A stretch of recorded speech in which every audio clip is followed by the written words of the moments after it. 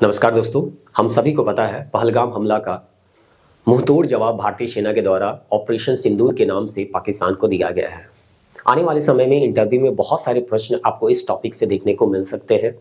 इसीलिए हम लोग प्रयास किए हैं इस वीडियो में इंटरव्यू के फॉर्म पे आपको ऑपरेशन सिंदूर से संबंधित जो भी बन सकने वाले संभावित प्रश्न है वो बताया जाए और उसके साथ ही साथ एक मॉडल आंसर भी आपको बताया जाए। एक सामान्य नागरिक के तौर पे भी आप इस वीडियो को देख सकते हैं, क्योंकि इस वीडियो में आपको पता चलेगा ऑपरेशन सिंदूर के हर एक पक्ष के बारे में। यहाँ पे हर एक पक्ष को ध्यान में रखते हुए प्रश्न बनाया गया है और उसका एक संभावित आंसर आपको बताया गया है। तो यहाँ ऑपरेशन सिंदूर में जो भी प्रश्न आपको देखने को मिलेंगे, हाल फिलहाल में जो पेपर में आए हुए आर्टिकल है उसी से संबंधित प्रश्न देखने को मिलेंगे, क्योंकि हम लोग मान के चल रहे हैं कि पेपर में जो भी कुछ आ रहा है वो ऑथेंटिक न्यूज है। तो इस तरह से यहाँ पे आपको दैनिक भास्कर जो कि 8 तारीख है उसमें हेडिंग देखने को मिला है, दुनिया ने देखा सिंदूर का शौर्य। तो इसके बारे में हम लोग जानने का प्रयास करेंगे। फिर आपको उसी दिन के पेपर कटिंग में देखने को मिलता है कि हम लोग जो है इस बार जो पहले एयर स्ट्राइक वगैरह करते थे अब मिसाइल स्ट्राइक की है, तो हम लोग कौन कौन से हथियार का यूज किए हैं वो हथियार के बारे में आपको जानने को मिलेगा। और एक सामान्य सा प्रश्न और उसका उत्तर के माध्यम से, जैसे हम लोग बातचीत में एक सामान्य इंसान बातचीत करता है ना, उसी के फॉर्म पे आपको यहाँ पे सवाल जवाब के रूप में बहुत सारा चीज जो है वो जानने को मिलेगा। हम लोग जानते हैं कि ये जो ऑपरेशन सिंदूर है उसके बारे में सारा हमको जानकारी जो मिला वो 2 महिला अधिकारियों के द्वारा दिया गया है। पहला का नाम था कर्नल सोफिया कुरैशी और दूसरा का नाम था विंग कमांडर वेमिका सिंह। तो इनके बारे में भी थोड़ा बहुत हम लोग जानने का प्रयास करेंगे। उसके बाद यहाँ पे अगर देखें तो यहाँ पे बहुत सारा आर्टिकल आया जिसमें कहा गया है तीनों सेनाओं की सहभागिता से ही ये सटीक प्रहार जो है हम लोगों के द्वारा किया गया है। उसके बाद यहाँ पे और भी बहुत सारे आर्टिकल है, जैसे कि हमारा पक्ष मजबूत पर चीन पाक गठजोड़ से हमें सतर्क रहना होगा। भारत अब कठोर तौर तरीके अपनाने की ओर बढ़ रहा है। हम लोग देख रहे हैं कि अब किसी तरह का हम लोग जो है आतंकवादी गतिविधि को बर्दाश्त नहीं करेंगे, ये बताने में हम लोग सफल हो चुके हैं। भारतीय अमेरिका से और पाकिस्तान चीन से हथियार ला रहा है। तो ये सब बहुत सारा चीज जो है हम लोगों को अभी पढ़ने को मिल रहा है। यहाँ पे इस फोटो में बताया गया है कि कैसे लश्कर-ए-तैयबा के टॉप कमांडर जो है हाफिज अब्दुल रऊफ जो है यहाँ पे इसके जनाजे में शामिल हुए। और आपको इस जनाजे में एक खास बात देखने को मिलेगा कि इसमें पीछे जो है वो पाकिस्तानी आर्मी है। तो इससे हम ये प्रूफ कर रहे हैं कि कैसे पाकिस्तानी आर्मी जो है वो आतंकवाद का सपोर्ट कर रही है। और यही रऊफ जो है वो मारा भी जाता है। 9 तारीख के पेपर में हम लोगों को पता चलता है कि कांधार हाईजैकिंग के मास्टरमाइंड थे अब्दुल रऊफ, जो कि अभी ढेर हो चुके हैं, मारे जा चुके हैं। तो इन सब के बारे में हम लोग जानेंगे, कांधार हमले के बारे में जानेंगे कि कैसे कांधार में हाईजैकिंग किया गया था। उसके बाद 9 तारीख के ही पेपर में अभी लगातार हम लोगों को पता चल रहा है सुदर्शन चक्र के बारे में पता चल रहा है, आईएनएस विक्रांत के बारे में पता चल रहा है, कोलकाता क्लास डिस्ट्रॉयर के बारे में पता चल रहा है। तो इन सब के बारे में हम लोग थोड़ा बहुत जानने का प्रयास करेंगे। फिर अंतर्राष्ट्रीय रूप से भी हम लोगों को बहुत सारे देशों का सपोर्ट मिल रहा है। तो वो कौन कौन से देश है जो हमको इस समय में सपोर्ट कर रहे हैं वो चीज आपको यहाँ पे दिया गया है। और कांधार के बारे में जैसे कि आपको बताया गया, चूंकि उसके जो एक तरह से कह सकते हैं मास्टरमाइंड थे वो मारे जा चुके हैं, तो उनके बारे में यहाँ उनके बारे में क्या उसके बारे में कह सकते हैं, ठीक ना। तो उसके बारे में यहाँ पे थोड़ा सा हम लोग यहाँ पे जानेंगे या उस घटनाक्रम के बारे में। तो चलिए देर ना करते हुए हम लोग जानते हैं ऑपरेशन सिंदूर से संबंधित क्या क्या प्रश्न बन सकते हैं और उसका एक क्या संभावित आंसर हो सकता है। सबसे पहले यहाँ पे पैनल मेंबर पूछते हैं कि बताइए हाल ही में ऑपरेशन सिंदूर क्यों चर्चा में रहा है। कैंडिडेट का जवाब होता है सर ऑपरेशन सिंदूर हाल ही में भारतीय वायुसेना के द्वारा किया गया एक क्या है एयर स्ट्राइक मिशन था, जो जम्मू कश्मीर के पहलगाम में हुए आतंकी हमले के जवाब में किया गया था। इस ऑपरेशन में पाकिस्तान और पीओके पाक अधिकृत कश्मीर में स्थित 9 आतंकी ठिकानों को निशाना बनाया गया। इसे बेटियों के सिंदूर का बदला भी कहा जाता है, क्योंकि पहलगाम हमले में कई जवान शहीद हुए थे। इसी में कहा गया था ना कि जाओ मोदी को जाके बता देना। तो यहाँ पे वही चीज है, डायरेक्टली यहाँ पे कहा गया था कि प्रधानमंत्री को जाके बता दो कि हम तुम्हारे देश में आके घुस के मारे हैं। तो उसी तरह से यहाँ पे भी कहा गया कि अगर आप जो है पाकिस्तान अगर क्या करता है आतंकवाद को सपोर्ट करता है तो हम लोग भी जो है वो पाकिस्तान को तबाह कर देंगे। और इस तरह से वो अभी तबाही देख भी रहा होगा। तो इसी तरह से यहाँ पे बताया गया है, आपको बस इतना याद रखना है कि कहाँ कहाँ कितने जगह ऑपरेशन सिंदूर के तौर पे हमला किया गया था शुरुआती चरण में। तो 9 जगह था, बहावलपुर था, मुर्गे था, चक अमरूद था, सियालकोट था, गुलपुर था, कोटली था, भीमबेर था, बाग था और मुजफ्फराबाद था। तो इस तरह से 9 जगह में एयर स्ट्राइक किया गया था ऑपरेशन सिंदूर के नाम से। और जैसा कि हम लोगों को पता है यहाँ पे कहा गया है कि बेटियों के सिंदूर का बदला लिया गया और ये बेटियों के द्वारा लिया गया, क्योंकि ये सारा ऑपरेशन सिंदूर का जो घटनाक्रम हम लोगों को पता चला वो 2 महिला अधिकारियों के द्वारा पता चला, जो कि आने वाले समय में प्रश्न के माध्यम से हम जानेंगे उनके बारे में भी। अगला प्रश्न है, फॉलो अप में पूछा गया है, क्या ये ऑपरेशन सर्जिकल स्ट्राइक जैसा था? जैसे हम लोग यहाँ पे बोले क्या है, एयर स्ट्राइक, तो क्या ये सर्जिकल स्ट्राइक से मिलता जुलता है? या सर्जिकल स्ट्राइक ही इसको हम कहेंगे?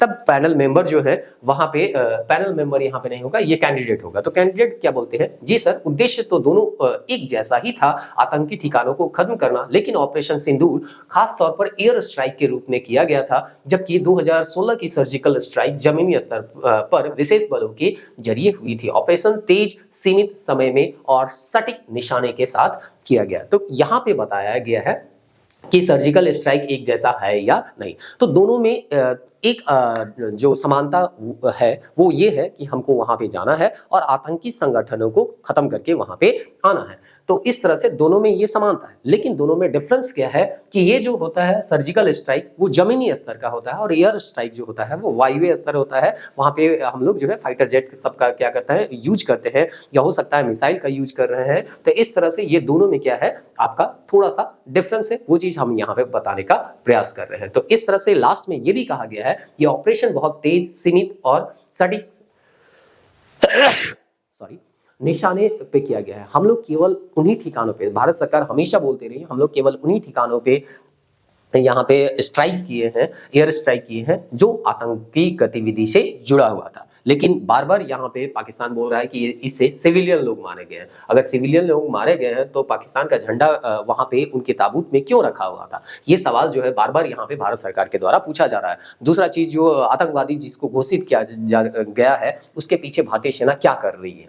तो ये सब सवाल है। पाकिस्तान तो अपने है ना कभी मानेगा नहीं कि वो आतंकवाद को क्या करता है, सपोर्ट करता है, लेकिन पूरा देश, पूरा विश्व जानता है कि वो आतंकवाद का सपोर्ट कर रहा है। चलिए पैनल मेंबर अगला सवाल पूछता है, आपके हिसाब से ऐसे ऑपरेशन कितने कारगर होते हैं आतंकवाद रोकने में?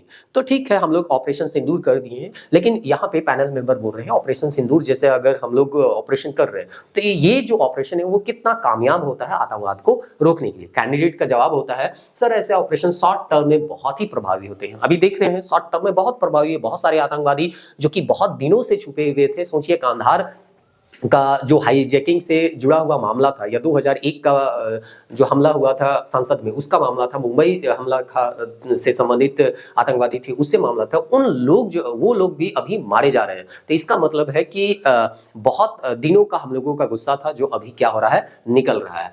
तो इस तरह से यहाँ पे हम बोल रहे हैं ये ऑपरेशन शॉर्ट टर्म में बहुत प्रभावी होते हैं। ये न सिर्फ आतंकी ढांचे को नुकसान पहुंचाते हैं बल्कि एक सख्त संदेश भी देते हैं कि भारत अपनी सुरक्षा से समझौता नहीं करेगा। हालांकि लॉन्ग टर्म में इसके साथ कूटनीतिक दबाव और इंटेलिजेंस नेटवर्क को मजबूत करना भी जरूरी है। तो शॉर्ट टर्म में हमको बहुत ही फायदा देखने को मिल रहा है, ये चीज यहाँ पे बताया गया। लेकिन हाँ, लॉन्ग टर्म में हम लोगों को कूटनीतिक दबाव जो है वो बनाना होगा, इंटेलिजेंस नेटवर्क को हम लोगों को क्या करना होगा, मजबूत करना होगा। जैसे कि अभी आप देखिएगा, आज हम वीडियो रिकॉर्ड कर रहे हैं 10 मई को, तो 9 मई को ही IMF के द्वारा पाकिस्तान को 20,000 करोड़ जो है वो दिया गया। तो ये लोग भीख मांग के क्या कर रहे हैं, लड़ाई कर रहे हैं। तो इंटरनेशनल कम्युनिटी को समझना चाहिए कि हम लोग इसको क्यों पैसा दे। अगर पैसा दे रहे हैं तो ये जो पैसा है वो आतंकवाद को सुरक्षा प्रदान करने के लिए पैसा को खर्च कर रहा है, आम जनता के लिए तो या उनके विकास के लिए पैसा खर्च नहीं कर रहा है। इसीलिए IMF जैसे संस्था को पाकिस्तान को किसी भी तरह से फंडिंग ना मिले, इसका भी हम लोगों को प्रयास कर रहा है, ताकि भूखे वो क्या हो जाए, मर जाए।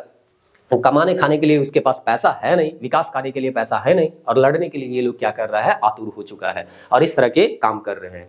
फॉलोअप में प्रश्न पूछा गया, क्या इससे भारत पाकिस्तान के रिश्तों पर असर पड़ेगा? तो बिल्कुल पड़ेगा। कैंडिडेट बोलते हैं जी सर, ऐसे ऑपरेशन से तनाव बढ़ता है और बातचीत की संभावनाएं कम हो जाती हैं, परंतु जब राष्ट्रीय सुरक्षा की बात होती है तो यह जरूरी हो जाता है कि भारत अपने नागरिकों की सुरक्षा को प्राथमिकता दे। तो ठीक है, यहाँ पे कैंडिडेट बोल रहा है कि हम लोग जानते हैं कि इस तरह के ऑपरेशन से तनाव बढ़ता है, लेकिन बार बार अगर पाकिस्तान इस तरह का हरकत करते रहेगा तो तनाव बढ़ेगा बोल के हम लोग कुछ नहीं करेंगे, ऐसा तो है नहीं। हम लोग उसका जवाब देंगे ही देंगे, क्योंकि अपने नागरिकों की सुरक्षा हम लोगों की सबसे प्रथम प्राथमिकता है। और 26 नागरिकों को मार के जाना किसी भी आतंक आतंकवादी के द्वारा, जो कि पाकिस्तान सपोर्टेड आतंकवादी है, तो ये हम लोग किसी भी हाल में बर्दाश्त नहीं कर सकते थे, इसलिए ये ऑपरेशन जो था वो बहुत ही जरूरी था। चलिए, तो इस तरह से यहाँ पे जो है हम लोग ये प्रश्न देखिए। अब यहाँ पे अगला प्रश्न है जो कि पैनल मेंबर के द्वारा पूछा जा रहा है, क्या आपको लगता है कि मीडिया का रोल ऐसे ऑपरेशन में संतुलित होता है? हम लोग देखते हैं मीडिया जो है बहुत ज्यादा कभी कभी फेक न्यूज पर फैलाने लगती है या भड़काऊ चीजें जो है वो दिखाने लगती है, तो उससे संबंधित यहाँ पे सवाल पूछा है।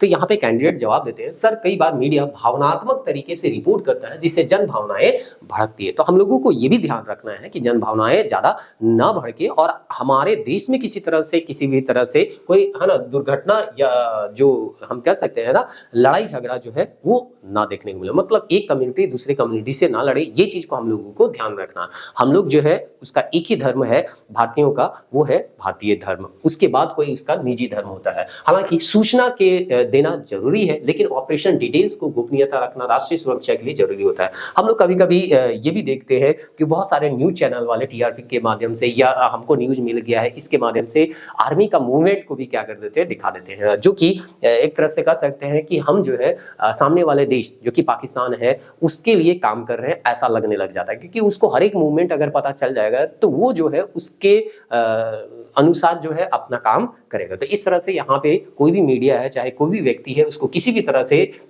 जिससे राष्ट्रीय सुरक्षा को एक तरह से कह सकते हैं हानि पहुंच सकता है वो सोशल मीडिया में डालना नहीं चाहिए। मीडिया को समान और जिम्मेदारी दिखानी चाहिए।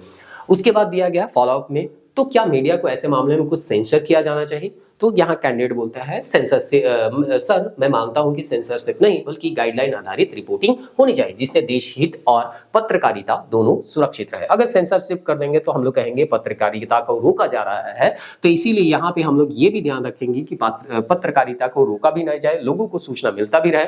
हाँ, लेकिन वहां पे हम लोग क्या करेंगे, गाइडलाइन आधारित रिपोर्टिंग करने के लिए वहां उनको निर्देश देंगे कि आप जो है इस तरह से रिपोर्टिंग कीजिए कि राष्ट्रीय सुरक्षा को किसी तरह से कोई नुकसान ना पहुंचे, जन भावनाएं जो है वो भड़के ना। तो इस तरह से यहाँ पे सवाल कुछ पूछा गया और उसका जवाब देने का प्रयास किया गया कैंडिडेट के द्वारा। अब यहाँ पे जो हथियार का यूज किया गया, जो मिसाइल का यूज किए हैं हम लोग, उसके बारे में कुछ सवाल देखने को आपको मिलेगा। पैनल मेंबर पूछते हैं इस ऑपरेशन में इस्तेमाल हुए कुछ खास हथियारों के नाम बताया। हम जो भी प्रश्न यहाँ पे बनाए पेपर कटिंग यहाँ पे दिया गया है, इसी से संबंधित यहाँ पे प्रश्न आपको देखने को मिलेगा। ऐसे एट रैंडम प्रश्न आपको नहीं देखने को मिला है ना, मिलेगा यहाँ पे ज्यादा को जो भी न्यूज पेपर में आ रहे हैं उसी से संबंधित हम प्रश्न बना रहे हैं, क्योंकि बनने का तो प्रश्न बहुत सारा बन सकता है लेकिन हम लोग उसी पे ध्यान दे रहे हैं जो कि न्यूज पेपर में आ रहा है। कैंडिडेट बोलते हैं इस ऑपरेशन में नागशास्त्र, स्कैपल मिसाइल्स, हैमर बम, स्पाइस बम और राफेल जेट से लॉन्च की गई मिसाइलों का इस्तेमाल हुआ। तो यहाँ पे पूछा गया है कि किस किस मिसाइल, आप समझ गए ऑपरेशन सिंदूर हो रहा है, आप इस पे बहुत सारी बातें कर रहे हैं और आपको पता ही नहीं है कि ऑपरेशन सिंदूर में कौन कौन से मिसाइल का कौन कौन से हथियार का यूज हुआ, तो ये तो है ना बहुत गलत बात होगा ना। तो इसमें आपको पता होना चाहिए नागास्त्र हो गया, स्कैपल मिसाइल्स हो गया, हैमर बम हो गया, स्पाइस बम हो गया, राफेल जेट से लॉन्च की गई क्या है मिसाइल का इस्तेमाल हुआ। तो यहाँ पे इसीलिए मिसाइल स्ट्राइक कहा गया था। स्कैपल मिसाइल्स की क्या खासियत है, अब यहाँ में से कुछ एक आध हथियार जो है उसके बारे में आपको फॉलोअप में प्रश्न पूछा गया है जिसमें स्कैपल मिसाइल के बारे में पूछा गया है। तो इसके बारे में कहा जाता है सर स्कैपल मिसाइल लंबी दूरी तक मार करने वाली क्रूज मिसाइल है जो कि लगभग 500 किलोमीटर दूर तक टारगेट को सटीकता से मार सकती है। मतलब 500 किलोमीटर दूर तक जाके ये जो है अपने टारगेट को पहुंच के मार सकती है और दुश्मन के रडार से भी बचने में ये क्या है सक्षम है, ताकि दुश्मन जो है इस मिसाइल को नष्ट ना कर सके और ये अपना काम करके काम कर दी। अब फॉलोअप में प्रश्न पूछा गया है, यहाँ पे देख लीजिए आपको जो स्कैपल्स मिसाइल जो है वो आपको दिया गया होगा, ये जो है ना, ये जो है स्कैपल्स मिसाइल से, तो इसके बारे में यहाँ पे बताया गया। अगला पूछा गया है क्या आप ये मिसाइल पहले भी कहीं किसी ऑपरेशन में इस्तेमाल हुई है स्कैपल्स मिसाइल? तो यहाँ पे बोला जा रहा है कैंडिडेट के द्वारा, यहाँ पे कैंडिडेट होगा जी हाँ सर, स्कैपल मिसाइल को फ्रांस, यूके और अन्य यूरोपीय देशों भी इस्तेमाल करते हैं। भारत ने इसे राफेल के साथ पहली बार इस तरह के स्ट्राइक में इस्तेमाल किया। तो ठीक है, दूसरे देश भी इसको यूज करते हैं, फ्रांस हो गया, यूके हो गया और यूरोपीय देश के अन्य देश जो हैं वो भी इस्तेमाल करते हैं, लेकिन राफेल के साथ हम लोग इसको पहली बार यहाँ पे इस्तेमाल कर रहे हैं। तो ठीक है, इस तरह का इस्तेमाल करके है ना हथियारों को, ये सबक तो पाकिस्तान को सिखाना ही था। तो ये लोग है ना हथियार जमा कर रहे थे। कहा जाता है इन लोगों का हथियार भी चाइना माल है, तो काम चलेगा कि नहीं चलेगा इसका कोई गारंटी नहीं है। चलिए ठीक है। अब यहाँ पे नागास्त्र के बारे में पूछा गया है, नागास्त्र क्या है और इसकी भूमिका क्या रही है। तो इसी पेपर कटिंग में एक नागास्त्र के बारे में दिया गया है, तो उसके बारे में आपको पूछा गया। कैंडिडेट बोलते हैं नागास्त्र एक लोइटरिंग म्यूनिशन है जिसे पहले दुश्मन के इलाके में भेजा जाता है, हमले के पहले टारगेट के ऊपर मंडराते हैं, टारगेट पर लॉक हो जाते हैं, उससे टकराकर ध्वस्त कर देते हैं। नागास्त्र एक को 2 से 15 किलोमीटर, 15 से 50 किलोमीटर, 50 से 100 किलोमीटर की दूरी से नियंत्रित किया जा सकता है। मतलब ये एक ऐसा मिसाइल है जिसके बारे में कहा जाता है ये टारगेट को सबसे पहले लॉक करता है कि कहाँ टारगेट है, और उसके बाद उसके ऊपर मंडराता है, मंडराने के बाद उसको है ना जाके क्या करेगा, नष्ट कर देगा। और इस चीज को हम कितना किलोमीटर तक नियंत्रित यानी रेगुलेट कर सकते हैं, तो 100 किलोमीटर तक का हम क्या कर सकते हैं, इसको रेगुलेट कर सकते हैं। तो इस तरह से वही चीज कहता है कि टारगेट पर ये क्या होता है, लॉक हो जाता है, उसके बाद टारगेट को ध्वस्त कर देते हैं। और इस तरह से है ना, अगर उसको नहीं मिल रहा है, टाइम नहीं मिल रहा है, तो वो उसके ऊपर क्या होता है, मंडराते भी रहता है। मतलब अगर सही पोजीशन में नहीं है तो देखते रहता है कि कब उसके ऊपर है ना जाएंगे और उसको है ना क्या करेंगे, नष्ट करेंगे। तो ये है हमारा नागास्त्र। उसके बाद पूछा जाता है क्या यह भारत में ही बना है नागास्त्र। तो कैंडिडेट बोलता है सर यह डीआरडीओ के द्वारा विकसित किया गया है और मेक इन इंडिया के पहल के तहत ये एक बड़ा कदम माना जाता है। तो इस तरह से नागास्त्र जो है वह स्वदेशी है, इसको डीआरडीओ के द्वारा बनाया गया है, ये कैंडिडेट यहाँ पे बता रहे हैं। उसके बाद यहाँ पे पूछा गया भारत का एयर डिफेंस सिस्टम क्या होता है। कभी कभी होता है ना, सामने वाला भी मिसाइल भेज रहा है या ड्रोन भेज रहा है, तो उसको हम कैसे अपने देश, उससे कैसे अपने देश की रक्षा करें, तो उसके लिए होता है एयर डिफेंस सिस्टम। तो वो एयर डिफेंस सिस्टम जो कि S-400 के नाम से जाना जाता है, उसके बारे में पूछा गया है। तो चलिए यहाँ पे कैंडिडेट क्या बोल रहा है उसको देखते हैं। कैंडिडेट बोलता है सर भारत के पास अब अत्याधुनिक S-400 एयर डिफेंस सिस्टम है जो कि रूस से मंगाया गया है। आपको याद रखना है ये S-400 डिफेंस सिस्टम जो है वो कहां से मंगाया गया है, रूस से। फॉलोअप में प्रश्न पूछा गया क्या यह भारत के पास इससे पहले कोई एयर डिफेंस सिस्टम था। तो ये जो एयर डिफेंस सिस्टम आपको दिखाई दे रहा है, पूछा जा रहा है क्या इससे पहले भी हम लोगों के पास कुछ था क्या। तो यहाँ पे आपको कैंडिडेट के रूप में बताना होगा जी सर, पहले आकाश मिसाइल सिस्टम था, लेकिन S-400 उससे कहीं ज्यादा उन्नत और व्यापक सुरक्षा देने वाला क्या है, सिस्टम है। तो इस तरह से यहाँ पे भारत का एयर डिफेंस एक्टिवेट जो है वहां पे करके आर्टिकल आया था, तो इससे कुछ प्रश्न पूछा गया था। अब यहाँ पे अगला प्रश्न है जो कि S-400 से ही पूछा गया है, क्योंकि ये जो है बहुत ज्यादा हाईलाइटेड है, ये हमारे देश में आने वाले जितने भी मिसाइल है, ड्रोन है, उससे क्या कर रहा है, सुरक्षा प्रदान कर रहा है। तो यहाँ पे पूछा गया है S-400 डिफेंस सिस्टम को सुदर्शन चक्र क्यों कहा गया है। आप लोग इसको रील्स वगैरह में सब में देख भी रहे होंगे या है ना न्यूज में थोड़ा बहुत देखे भी होंगे। सर S-400 सिस्टम को सुदर्शन चक्र इसलिए कहा जाता है क्योंकि ये दुश्मन के मिसाइल या विमान को 600 किलोमीटर की दूरी से पहचान कर खत्म कर सकता है, 4 परतों की सुरक्षा देता है, एक साथ 36 टारगेट पर निशाना साध सकता है। तो एक साथ ये 36 टारगेट पर क्या करेगा, निशाना साधेगा, और 600 किलोमीटर की दूर से ही ये दुश्मन को पहचान कर लेता है और उसको क्या कर देता है, खत्म कर देता है। तो जैसे हम लोग देखे थे ना कि यहाँ पे कृष्ण भगवान का सुदर्शन है, तो वो सुदर्शन जो है दुश्मन को क्या करता है, नष्ट कर देता है। उसी तरह से हमारा ये जो S-400 डिफेंस सिस्टम है वो भी क्या है, सुदर्शन चक्र के जैसा है कि आने वाले जितने भी दुश्मन है उसको आकाश में ही ऊपर ही क्या कर देता है, नष्ट कर देता है, और बोलता है एक साथ ये 36 टारगेट पर क्या कर सकता है, निशाना साध सकता है। इसीलिए यहाँ पे लिखा गया है सुदर्शन चक्र चौतरफा निगाहें हमले से पहले हमला करता है, मतलब सामने वाला हमला करे उससे पहले ही ये हमला करके उसको क्या करता है, नष्ट कर देता है। आगे पूछता है, फॉलोअप में प्रश्न पूछा गया तो क्या आप ये मिसाइल सिस्टम केवल रक्षात्मक है या आक्रामक है। तो ये केवल रक्षात्मक है। रक्षात्मक मतलब क्या होता है, सामने वाला आ रहा है तो हम अपना बचाव कर रहे हैं उसके लिए, या आक्रामक है तो आक्रामक में क्या करते हैं, हम हमला करते हैं। तो हम लोग जानते हैं ये क्या होगा, रक्षात्मक होगा, क्योंकि सामने से जब मिसाइल वगैरह आता है कोई, तब उसको हम लोग क्या करते हैं, जमीन में ना गिरने नहीं देते हैं, उसको आसमान में ही नष्ट कर देते हैं। तो ये रक्षात्मक होगा। तो चलिए कैंडिडेट क्या बोलता है सुनते हैं, देखते हैं। सर मुख्यतः ये रक्षात्मक प्रणाली है, लेकिन इसकी रेंज और एक्यूरेसी इतनी प्रभावी है कि दुश्मन की किसी भी आक्रामक कोशिशों को पहले से निष्क्रिय कर देता है, इसलिए पहले हमला करने वाली सुरक्षा कवच भी माना जाता है। कहने का मतलब सामने वाला अगर कोई भी चीज यहाँ पे मिसाइल छोड़ रहा है तो उसको हम लोग बहुत दूर से ही पहचान, देख रहे हैं ना, 600 किलोमीटर दूर से ही पहचान कर पा रहे हैं और उसको नष्ट कर पा रहे हैं। तो इसीलिए यहाँ पे कहा गया है पहले हमला करने वाले के लिए वाला सुरक्षा कवच है। तो यहाँ पे क्या कर रहा है, हमला करने वाला ये क्या है, सुरक्षा कवच है। ऐसा करके यहाँ पे बताया गया है सुदर्शन चक्र के बारे में, और सुदर्शन चक्र हम किसको बोल रहे हैं, S-400 डिफेंस सिस्टम को। ये कहाँ से आया है, तो रूस से इसको मंगाया गया है। अब चलिए यहाँ पे अगला क्वेश्चन जो है INS विक्रांत के बारे में पूछा गया है। 30 फाइटर जेट, 64 बराक मिसाइल इसमें क्या है, तैनात है। तो इससे सवाल क्या है वो देखते हैं।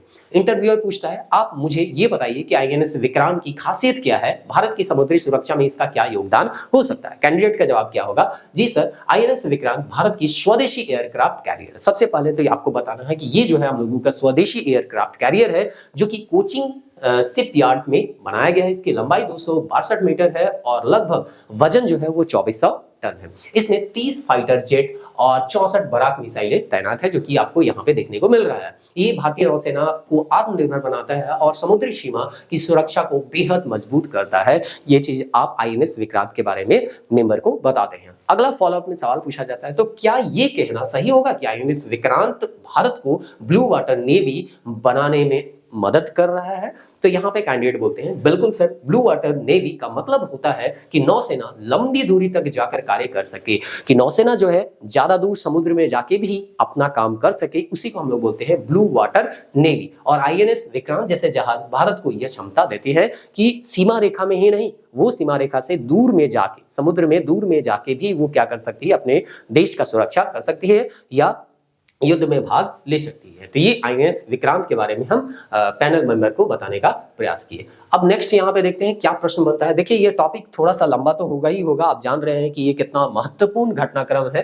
तो इसीलिए यहाँ पे जो भी न्यूज़पेपर में आए उन सब पक्ष को ध्यान में रखते हुए हम प्रश्न में आए। तो वीडियो तो लंबा होगा, अगर जिसको ज़्यादा शॉर्ट में जाना, खाली रील्स देख के केवल मजे लेने की आदत है, तो उससे काम यहाँ पे चलने वाला है नहीं। आपको तथ्यों को क्या करना होगा, बारीकी से समझना होगा कि कैसे ये घटनाक्रम है ना जो है वो घट रहा है। ऐसे हवाबाजी में करने से कुछ आता पता है ना थोड़ी चलता है, खाली बोल देते हैं कि हाँ हो गया हो गया।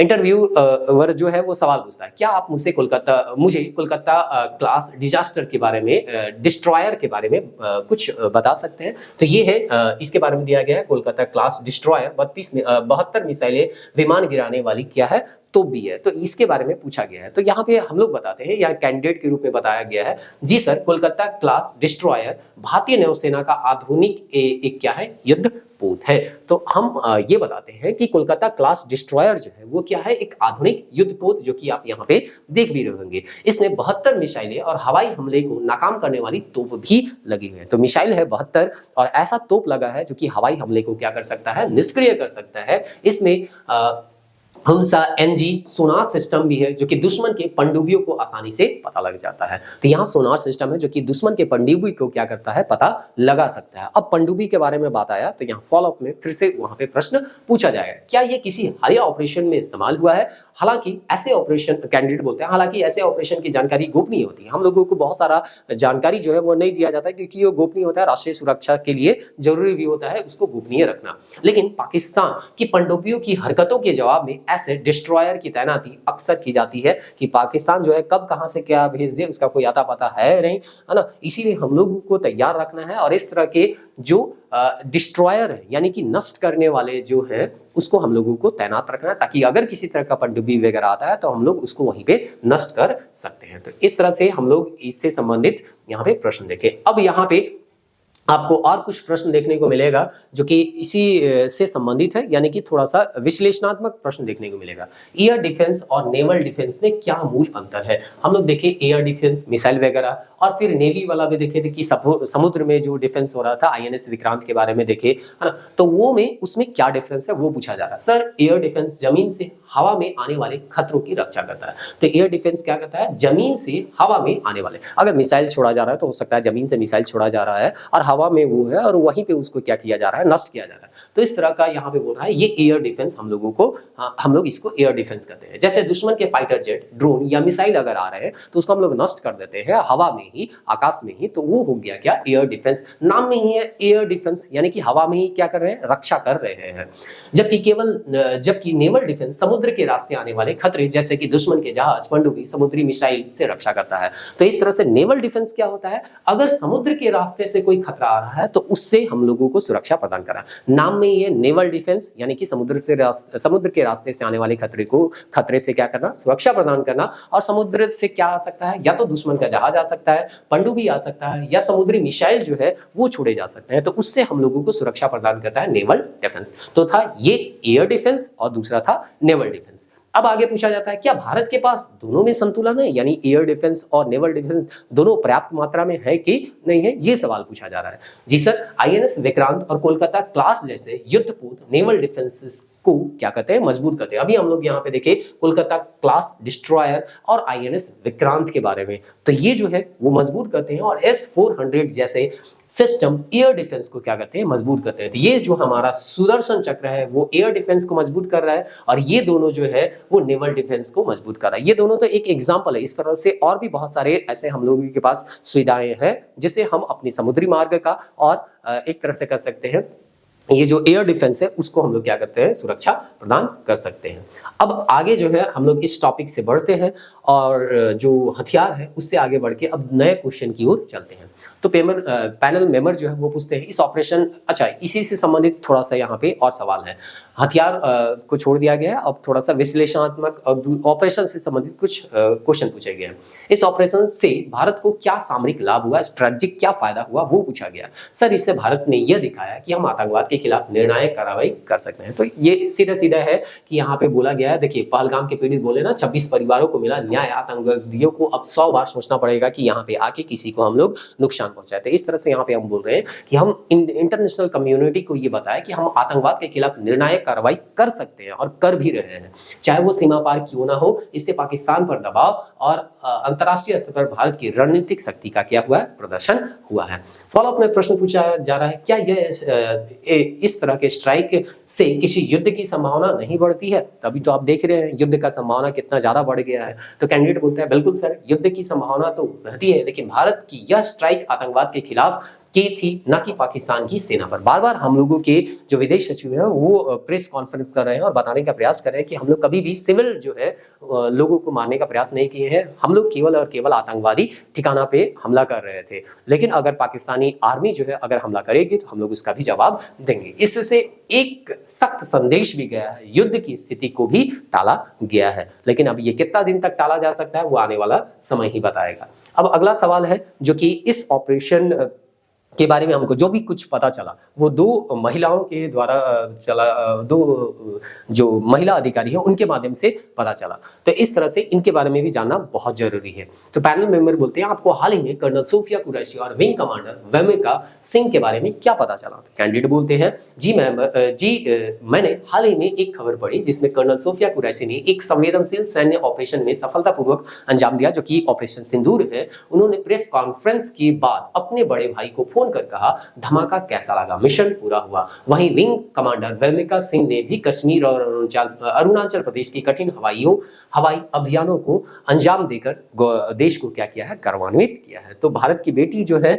वो किस तरह से यहाँ पे देश की सुरक्षा कर रहे हैं इसके बारे में हम लोगों को यहाँ पे पता चल रहा है, इनके बारे में दिया गया है। अगर कुछ बेसिक अगर इन लोगों के बारे में जाने तो सोफिया कुरैशी गुजरात से हैं और बायोकेमिस्ट्री में पोस्ट ग्रेजुएट ये किए हुए थे। 17 की उम्र में शॉर्ट सर्विस कमीशन के जरिए भारतीय सेना में 6 साल तक संयुक्त राष्ट्र की शांति सेना में भी ये क्या किए हैं, काम किए हैं। सोफिया की शादी मैकेनाइज्ड इन्फेंट्री के एक अधिकारी से हुई है। उसी तरह से विंग कमांडर वेमिका सिंह के बारे में बताया गया है कि ये इंडियन एयरफोर्स में हेलीकॉप्टर पायलट है।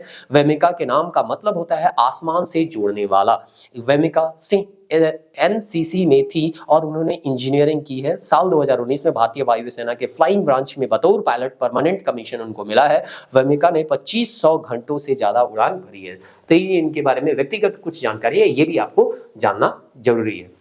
अगला कर्नल सोफिया के बारे में पूछा गया है कि इसकी पारिवारिक पृष्ठभूमि के बारे में, ये जो धमाका कैसा लगा है ना, ये न्यूज़पेपर जो अगला पेपर कटिंग है वहां से पूछा गया है, उसको अभी हम बता भी देंगे।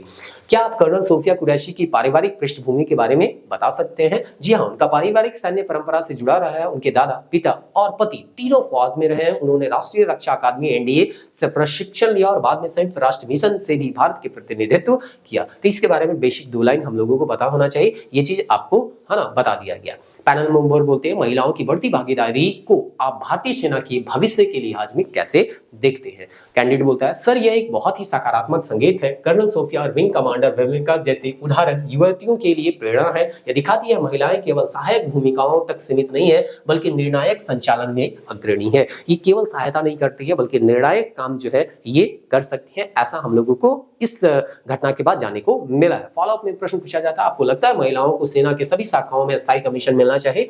तो यहाँ पे कैंडिडेट बोलता है बिल्कुल, यदि महिलाएं योग्य और प्रशिक्षित है तो उन्हें हर अवसर मिलना चाहिए। सुप्रीम कोर्ट ने भी इस पर स्पष्ट निर्देश दिए हैं कि लैंगिक समानता सेना में भी लागू होनी चाहिए। तो इस तरह से यहाँ पे महिलाओं ने है ना बता दिया, या हम लोग इस तरह से इस ऑपरेशन से बहुत ज़्यादा भावनात्मक रूप से भी जुड़े हैं क्योंकि दो महिलाएं जो हैं उनके माध्यम से यहाँ पे हम लोगों को ये सब सारा जानकारी जानने को मिला। और इस तरह से यहाँ पे यही दिया था। कर्नल सोफिया ने प्रेस कॉन्फ्रेंस के बाद भाई को फोन करके कहा धमाका कैसा लगा, मिशन पूरा। तो उससे संबंधित वो प्रश्न वहाँ पे इसी आर्टिकल से बनाया गया था। तो यहाँ पे आगे और भी प्रश्न पूछते हैं इस खबर में धमाका कैसा लगा जैसे पंक्ति का क्या भावार्थ है।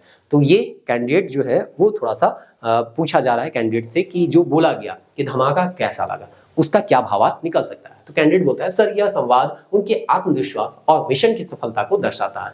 यह एक तरह से ऑपरेशन की समाप्ति की सूचना भी थी और एक व्यंग्यात्मक तरीका भी था जिससे पता चला उन्होंने आतंकवादियों को मुंहतोड़ जवाब दिया। तो आतंकवादी यहाँ पे धर्म पूछ के मारे और उसके बाद बोले कि जाओ यहाँ के प्रधानमंत्री को जाके बता देना। तो इस तरह से यहाँ भी है ना यहाँ के सेना का ये फर्ज था कि उसका मुंहतोड़ जवाब दिया जाए और जो कि दे दिया भी गया है। फॉलोअप में प्रश्न पूछा गया क्या इस तरह की बातें संवेदनशील ऑपरेशन के बाद सार्वजनिक की जानी चाहिए? ये एथिक्स के पॉइंट ऑफ व्यू से सवाल पूछा जा रहा है। सर यह जरूर देखा जाना चाहिए कि बयान गोपनीयता और राष्ट्रीय सुरक्षा के मानकों के अनुरूप हो। अगर यह केवल एक निजी बातचीत थी तो बाद में सामने आई तो इसके एक भावनात्मक प्रतिक्रिया के रूप में देखा जा सकता है क्योंकि भावनात्मक रूप से देश के सभी लोग इस ऑपरेशन से जुड़े हुए थे।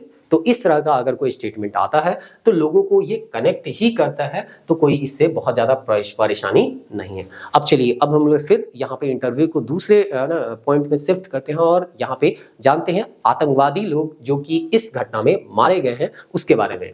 अब यहाँ पे पूछा क्योंकि हम लोग की भारत सरकार हमेशा बोल रही है कि हम लोग केवल और केवल उन लोगों को टारगेट किए हैं जो कि आतंकवादी गतिविधि से जुड़े हुए हैं।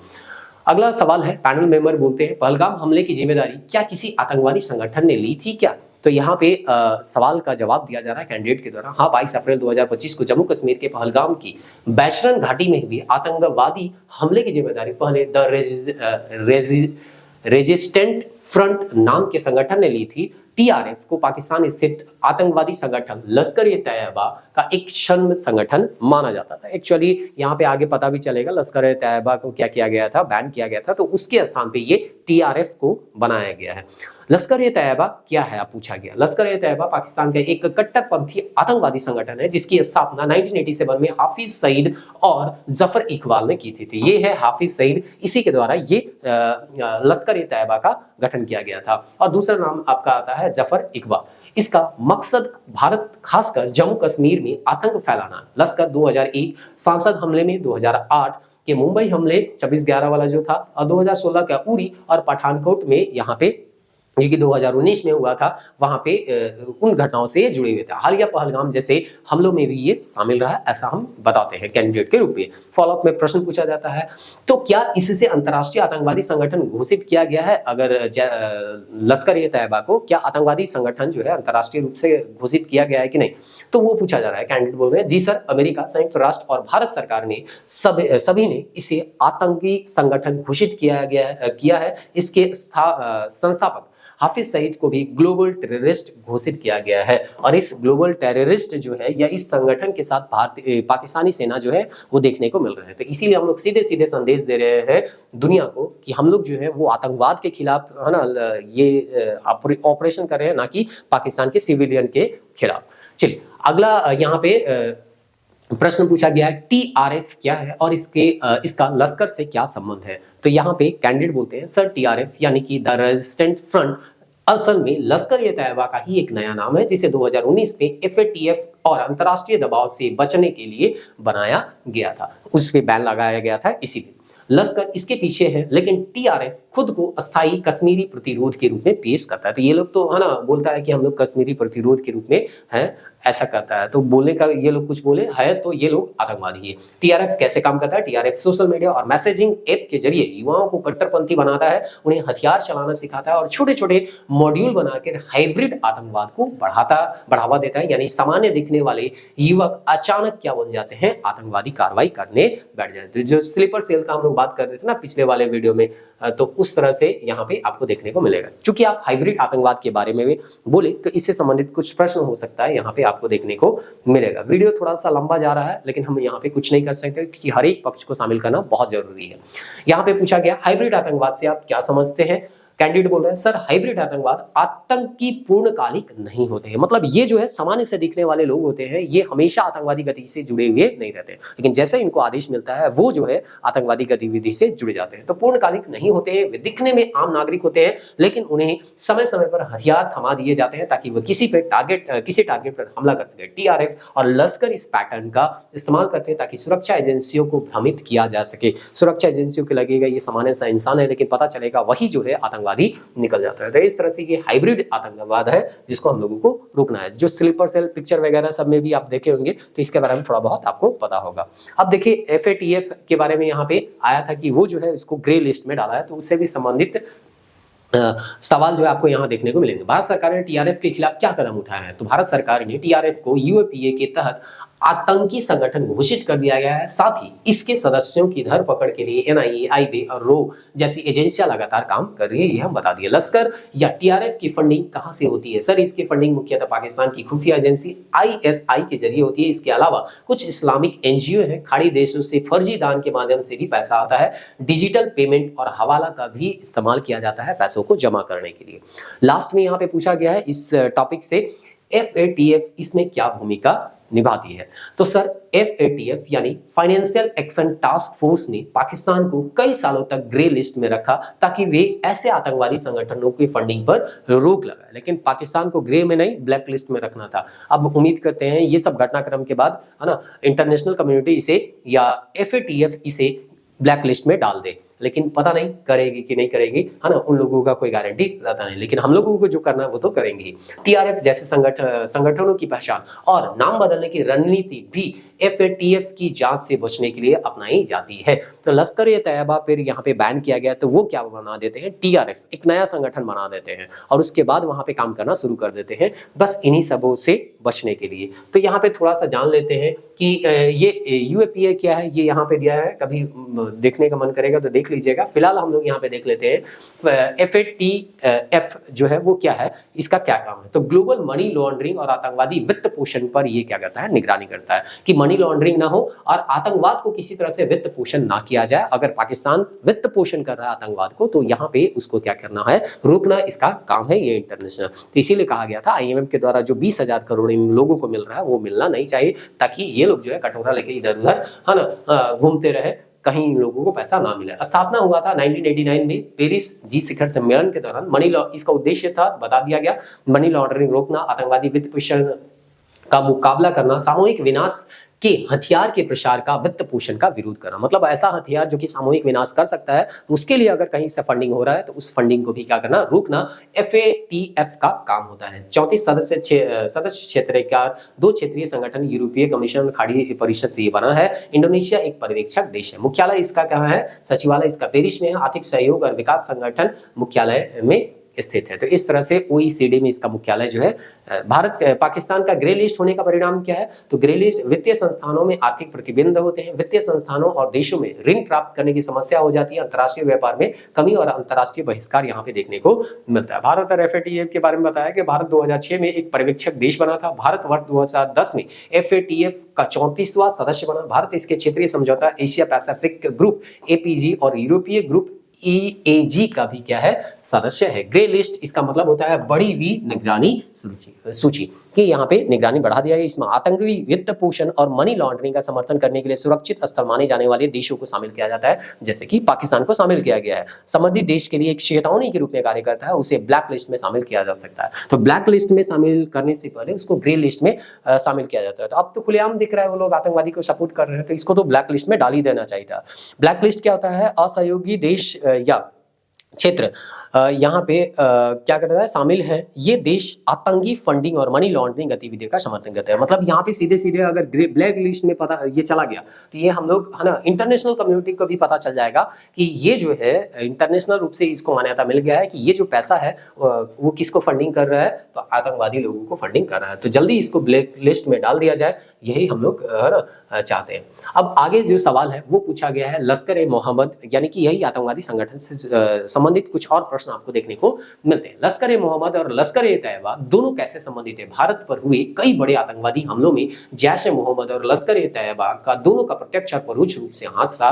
कुछ हमलों में एक संगठन अग्रणी भूमिका में था लेकिन दूसरे की सहायता था, योजना या प्रशिक्षण में सहयोग दिया। जैश ए मोहम्मद आत्मघाती और फिदायीन हमलों में सक्रिय रहता है, जबकि लश्कर ए तैयबा सुनियोजित बड़ा नेटवर्क और गुप्त ऑपरेशनों में माहिर है। कई बार दोनों ने सीमित या पूर्ण सहयोग से भारत के विरोधी गतिविधियों को अंजाम दिया। सीधा सीधा सा मतलब है कि दोनों जो है एक दूसरे के सहयोग से ही काम करते हैं। कभी जो है कोई लीड करता है, कभी कोई दूसरा संगठन लीड करता है, लेकिन दोनों का काम है यहाँ पे भारत में आतंकवादी गतिविधि को बढ़ाना। और जितने भी आतंकवादी यहाँ पे घटनाक्रम हम लोगों को बड़े घटनाक्रम देखने को मिले हैं, उनमें इन दोनों का कहीं ना कहीं हाथ तो है ही है। जैसे मोहम्मद के बारे में संक्षिप्त बताइए, तो यहाँ पे ये बताया गया है ये पाकिस्तान आधारित आतंकवादी संगठन है जिसकी स्थापना मसूद अजहर ने वर्ष 2000 में की थी। इसका उद्देश्य भारत में आतंक फैलाना, विशेषकर कश्मीर को भारत से अलग करना था। अंतर्राष्ट्रीय स्तर पर 2019 में संयुक्त राष्ट्र द्वारा वैश्विक आतंकवादी संगठन इसको घोषित कर दिया गया है। तो ये है मसूद के आतंकी ग्रुप। जैश ने अब तक भारत में 6 हमले किए हैं, उसके बारे में ये पेपर कटिंग में दिया गया है। तो ये जो है आप देख लीजिए, ये बहुत ही मतलब कॉमन है। 2001 का हमला, चाहे यहाँ पे 2016 का मामला, 2019 का मामला, तो ये सब जितना भी घटनाक्रम घटा है उसमें इन लोगों का हाथ है। आगे हम लोग देखते हैं, हाल ही में खबर आई कि कांधार हाईजैकिंग के मास्टरमाइंड को मार गिराया गया। आप इस विषय में क्या जानते हैं? तो जी सर, अभी पेपर कटिंग में आपको दिखाया गया, यहाँ पे हिसाब बराबर कांधार हाईजैकिंग के मास्टरमाइंड अब्दुल रऊफ क्या हो गए, ढेर हुए। यही जनाजा में शामिल भी हुआ था, दूसरा दिन पता चला इसी का जनाजा निकल गया।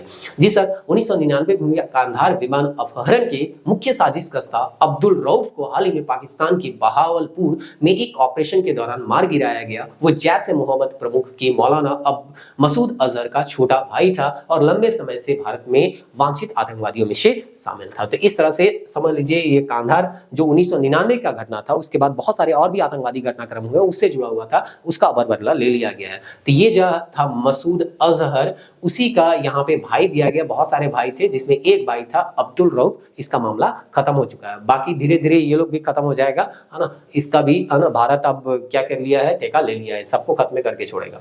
क्या अब्दुल रऊफ का नाम सिर्फ कांधार प्रकरण में था और भी मामले में ये संलिप्त था, ऐसा पूछा जा रहा है? तो कैंडिडेट बोल रहे हैं सर अब्दुल रऊफ न सिर्फ कांधार हाईजैकिंग में शामिल था, बल्कि 2010 पुणे जर्मन बेकरी ब्लास्ट, 2007 में अजमेर दरगाह ब्लास्ट और 2016 में पठानकोट एयरबेस पर हमले में भी उसका नाम आया था। उसे भारत ने कई बार इंटरपोल के जरिए पकड़वाने की कोशिश की थी, लेकिन पकड़वा नहीं पाए थे। तो इस बार सीधे उसको कहाँ भेज दिए, ऊपर भेज दिए। बातें खत्म हो गया इसका, ठीक ना। पकड़ के परेशानी रखना ही नहीं है। फिर है इंटरव्यूअर पूछ रहे हैं कांधार विमान अपहरण की घटना के समय भारत सरकार की क्या प्रतिक्रिया रही थी? तो ये कांधार से संबंधित यहाँ पे घटनाक्रम आया है, तो यहाँ पे प्रश्न पूछा जा रहा है, सर भारत सरकार पर बहुत दबाव था क्योंकि विमान में 155 यात्री थे। 7 दिन की बातचीत के बाद सरकार ने 3 आतंकवादी मसूद अजहर, उमर शेख और मुश्ताक जरगर को छोड़ना पड़ा। यह निर्णय यात्रियों की सुरक्षा के लिहाज से लिया गया, लेकिन बाद में इसकी आलोचना भी हुई थी कि हम लोग जो है आतंकवादी को छोड़ के यहाँ पे सुरक्षा मतलब आतंकवादियों के सामने झुक गए, ऐसा करके आलोचना किया जा रहा था। तो यहाँ पे फॉलोअप में प्रश्न पूछा गया, क्या यह निर्णय आतंकवाद के खिलाफ भारत की नीति को कमजोर नहीं बनाता है? कि हम लोग जो है इससे तो यही पता चला ना कि आतंकवाद के सामने हम लोग झुक गए, तो ये कमजोर बताता है क्या? ऐसा करके इंटरव्यूअर जो है वो सवाल पूछ रहा है। कैंडिडेट जवाब देता है, सर उस समय यह मानवीय दृष्टिकोण से मजबूरी में लिया गया निर्णय था, लेकिन इसके बाद भारत की नीति में बदलाव किए गए, जैसे कि विमान अपहरण की नीति, एयरपोर्ट सुरक्षा और एनएसजी की तैनाती को और भी मजबूत किया गया। तो उस समय मजबूरी में लिया गया ये कदम था, क्योंकि हम लोग चाह रहे थे कि आतंकवादी आज न कल तो मारे जाएंगे, लेकिन 155 यात्री जो है वो सुरक्षित लौट जाए, इसलिए ये कदम लिया गया था। तो ये कांधार से संबंधित कुछ प्रश्न थे जो कि आपको पूछे गए। अब लास्ट है ना कैटेगरी में हम लोग पहुंच रहे हैं कि इंटरनेशनल रूप से हमको इस समय किसका किसका सहयोग मिल रहा है। तो यहाँ पे पूछा गया, यहाँ पे बताया गया 7 देशों के नेताओं ने कहा भारत को आत्मरक्षा का अधिकार है, आतंक पालने वाले देशों का ये क्या कर सकते हैं, पालने वालों को ये क्या कर सकते हैं, खात्मा कर सकते हैं। तो इंटरव्यूअर पूछ रहा है, हाल ही में भारत ने आत्मरक्षा अधिकार को लेकर अंतर्राष्ट्रीय समर्थन की चर्चा हुई, क्या आप बता सकते हैं कि इस संदर्भ में किन किन देशों के साथ भारत, किन किन देशों का भारत को समर्थन मिला।